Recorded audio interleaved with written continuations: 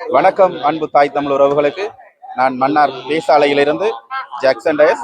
நாங்கள் இந்த கச்சதீவு திருவிழாவுக்கு நாங்கள் இங்கே வந்திருக்கிறோம். கடந்த ஒரு 5 வருடமாக இங்கே வந்து கொண்டிருக்கோம். கொரோனா காலத்திலிருந்து நாங்கள் இங்கே வருகின்றோம். இதில் இந்த கச்சதீவு புனித அந்தோனியார் திருவிழாவில் ஒரு சிறப்பம்சம் என்னென்னா, எங்களோட 2 நாட்டு உறவுகளையும் இங்கே நாங்கள் சந்திக்கக்கூடிய ஒரு பெரிய ஒரு வாய்ப்பு இங்கே இருக்குது.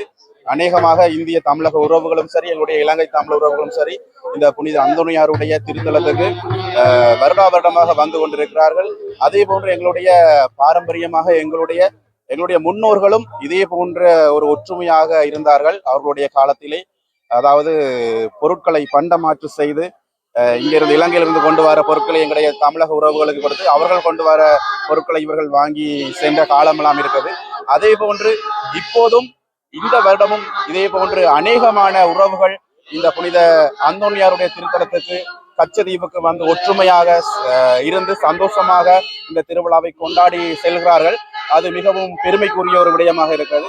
இதே போன்று ஒவ்வொரு வருடமும் இதே போன்று எங்களுடைய 2 நாட்டு உறவுகளும் ஒற்றுமையாக இருக்க வேண்டும் என்று சொல்லி எங்களுடைய புனித அந்தோனியாரை நாங்கள் வேண்டிக் கொள்கிறோம்.